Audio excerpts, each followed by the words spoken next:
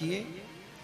और सजनों, 7 वर्ष के कन्हैया ने 7 रात्रि 7 दिन तक अपने बाएं हाथ की कन्नी उंगली के ऊपर गिरिराज पर्वत उठाया। और सजनों, 7 दिनों के बाद में उसी स्थान पर उस पर्वत को वापस स्थापित कर दिया।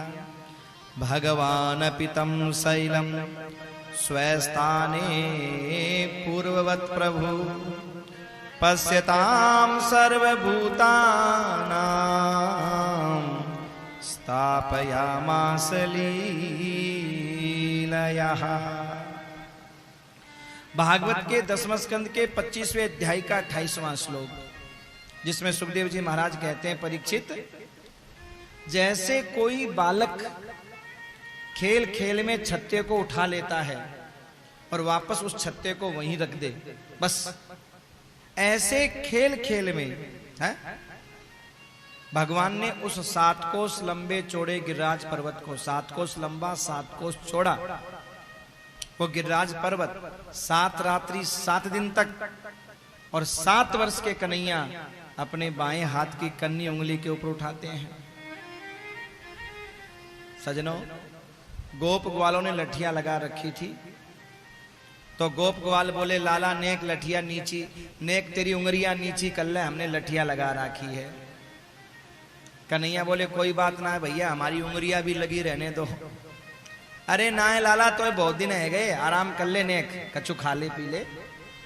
अरे भैया तुम खवा तो रहे हो। अरे ना है लाला नेक, तू बैठ ले तू खड़ो खड़ो परेशान हो जाएगा, बैठ ले। कन्हैया बोले, ना भैया मैं ऐसे ही ठीक हूं, कोई बात ना है। तो ग्वाला कहवे लगे, क्यों दारी के तू का सोच रो है, तेरी नेक सी उंगरिया से जे पहाड़ रुको भयो है? तू जे सोच रो है नेक सी उंगरिया लगा के खड़ो रहेगो और सबन को तेरी ताकत की धौंस देतो रहेगो, मैंने उंगली लगा के उठायो, उंगली लगा के उठायो। भैया वास्तव में तेरी उंगलियां ते ना उठो जे, हमारी लठिया को भी जोर है जामे। कन्हैया बोले, भैया मैं कब कह रहा हूं तुम्हारी लठिया को जोड़ना है, सबरी ताकत तुम्हारी लठिया की है, पर मेरी उंगलियां भी रहने दो।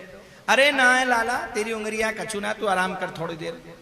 सब ने जिद कर ली, महाराज लड़वे को तैयार रह गए भगवान से। तो भगवान ने कहा, ठीक है भैया लड़ो मत, मैं नेक सी उंगलियां नीचे कर रहा हूं, तुम संभालो। और जैसे ही सजनों गोप ग्वालों ने लठिया कस के लगा ली महाराज एकदम ताकत से, और जैसे ही कन्हैया ने अपनी नेक सी उंगलियां नीचे की, लठिया चट चट करके टूटने लगी महाराज। सब बोले, अरे कन्हैया संभाल संभाल, अरे भैया संभाल। क्यों, कैसी रही? सबरे ग्वाला लठिया छोड़ के कन्हैया के चरणों में पड़ गए। भैया अब पतो चल गई, तू कोई साधारण तो ना है, तू तो भगवान है भैया, हम ते कछु गलती है गई तो क्षमा कर दीजिए भाई।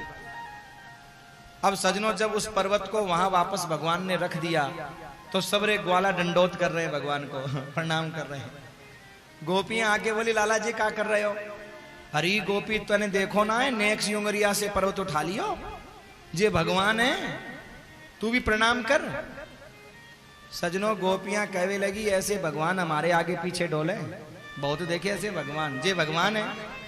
हरी गोपी जाने पर्वत उठायो। अरे तुम भी कैसी बावरी बातें कर रहे हो गोप ग्वाल, पर्वत कैसे उठा ये हमसे पूछो, कैसे उठा? तो गोपियां कह रही हैं, कछु माखन को बल बढ़ो, कछु ग्वालन करी सहाय।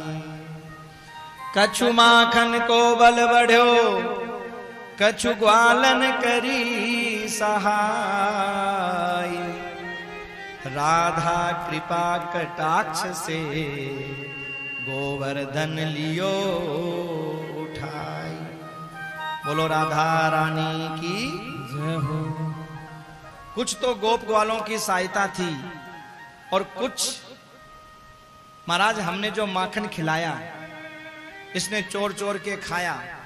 हम सोचती दारी को फोकट को खा रो है, पर जाने पर्वत उठा लियो, तो हमको ऐसो लगो कि हमारो खिलायो भयो बेकार तो ना गयो, आज काम आ गयो, छोरा को खिलायो तो काम आ गयो आज। और गोप ग्वालों, सबसे बड़ी बात है, हमारे राधा रानी की कृपा से इसने पर्वत उठाया। गोप ग्वाले भगवान मान रहे हैं पर गोपियां कन्हैया को भगवान मानने को तैयार नहीं है। सजनों, जहां प्रेम होती है ना, वहां भगवत्ता नहीं होती।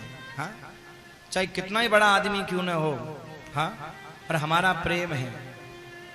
एक बात सोचो, एसपी, डीएसपी, कलेक्टर, इंस्पेक्टर, नेता, अभिनेता, वक्ता, प्रधानमंत्री, कोई भी क्यों ना हो, चाहे सारी दुनिया डरती हो उससे, हाँ?